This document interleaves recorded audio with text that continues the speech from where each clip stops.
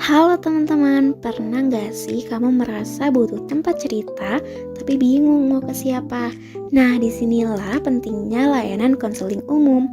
Konseling umum adalah layanan psikologi yang bisa membantu kita memahami diri, emosi, dan masalah sehari-hari tanpa harus langsung ke psikolog klinis.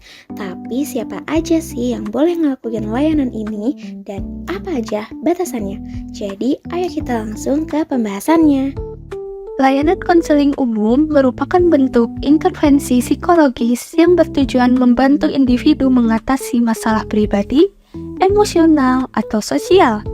Layanan ini termasuk dalam kategori konseling psikologi yang diberikan secara profesional dan etis, sesuai dengan pasal 71 hingga 80 Kode Etik Psikologi Indonesia.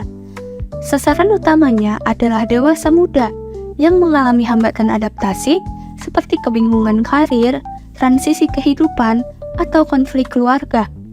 Konseling dilakukan secara tatap muka individual selama 45 hingga 60 menit per sesi, menggunakan teknik seperti psikoedukasi, eksplorasi perasaan, identifikasi pola pikir perilaku, dan tugas rumah jika diperlukan. Pendekatan yang digunakan disesuaikan baik kognitif perilaku maupun humanistik. Setiap sesi menjunjung prinsip kompetensi, pasal 7 dan 8, kerahasiaan, pasal 23-27, dan informed consent, pasal 20 dan 73. Klien diberikan pemahaman menyeluruh mengenai layanan sebelum dimulai, sebagai bentuk penghormatan terhadap hak dan otonomi mereka. Tujuan akhir dari layanan ini adalah membangun dukungan praktis bagi klien. Bolehkah ilmuwan psikologi melakukan konseling umum? Jawabannya, ya, tentu boleh. Selama dalam batas kewenangan yang diatur oleh Kode Etik Psikologi Indonesia. Berdasarkan pasal 1 ayat 4 Kode Etik Psikologi Indonesia, dijelaskan bahwa ilmuwan psikologi yaitu lulusan S1, S2, atau S3 psikologi dapat memberikan layanan psikologi yang meliputi konseling sederhana. Namun, layanan ini terbatas pada hal-hal yang bersifat non-klinis. Artinya, ilmuwan psikologi tidak boleh memberikan diagnosis gangguan mental atau terapi psikologis mendalam, kecuali ia telah memiliki izin praktik sebagai psikolog profesional. Selanjutnya, secara etis, kewenangan ini didasarkan pada beberapa prinsip dalam kode etik, yaitu yang pertama, prinsip A, penghormatan terhadap harkat dan martabat manusia, yang menekankan pentingnya menjaga hak dan kerahasiaan klien. Yang kedua, prinsip C, yaitu profesional, yang mengharuskan ilmuwan psikologi bekerja sesuai kompetisinya. Yang selanjutnya, prinsip E, yaitu manfaat. Layanan yang diberikan harus membawa manfaat dan meminimalkan risiko buruk bagi klien.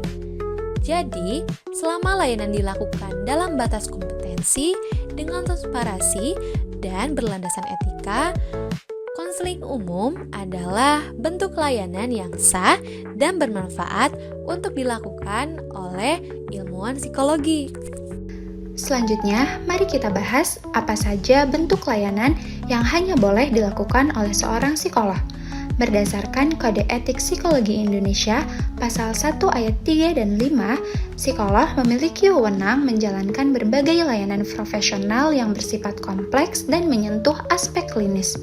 Layanan-layanan itu meliputi praktik klinis dan konseling psikologi, intervensi sosial dan klinis terhadap individu atau kelompok, psikoterapi secara individu, pasangan, keluarga maupun kelompok, diagnosis gangguan psikologis dan mental, interpretasi hasil asesmen psikologis secara profesional, pendampingan kasus forensik, serta menjadi saksi ahli, konseling lanjutan terhadap klien yang pernah menjalani terapi sebelumnya, perancangan intervensi, dan evaluasi program berbasis data psikologi klinis. Semua layanan itu menyangkut keselamatan mental, hak privasi, dan kondisi psikologi klien secara serius, sehingga hanya boleh dilakukan oleh psikolog yang resmi dan berizin. Jadi ingat ya, menjadi psikolog bukan hanya soal pengetahuan, tapi juga soal surat izin dan etika. Kalau belum punya izin praktik sebagai psikolog, jangan dulu menjalankan layanan klinis, karena dalam psikologi, izin profesional adalah bentuk perlindungan, bukan pembatasan. Nah, konseling psikologi sekarang makin gampang diakses, tapi jangan sampai kita salah pilih layanan dan malah jadi korban pelanggaran etik. Di bagian ini, aku akan bahas hal-hal yang perlu diperhatikan biar kamu aman saat ikut layanan psikologi. Yang pertama, pastikan pemberi layanan adalah psikolog berizin praktik. Maksudnya, sebelum mulai konseling, pastikan orangnya benar-benar psikolog yang punya STRP. Kalau enggak, kamu berhak buat nolak ya. Yang kedua, hati-hati kalau langsung diberi diagnosis. Diagnosis kayak depresi atau bipolar itu cuma boleh diberikan oleh profesional berizin. Kalau bukan, itu udah melanggar etik ya. Yang ketiga, wajib ada penjelasan awal atau informed consent.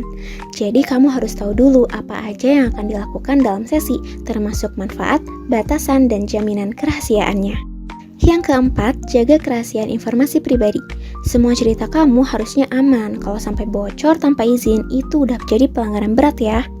Nah, yang terakhir, waspadai hubungan yang tidak profesional.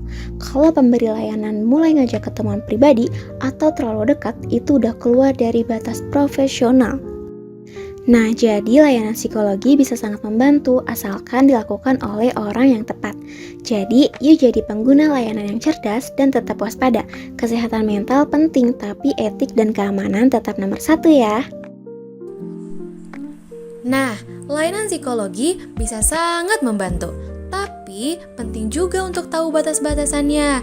Yuk jadi pengguna layanan yang cerdas dan dukung praktik psikologi yang aman, etis, dan bertanggung jawab. Sekian dari kelompok kami, terima kasih sudah menonton teman-teman. Bye-bye.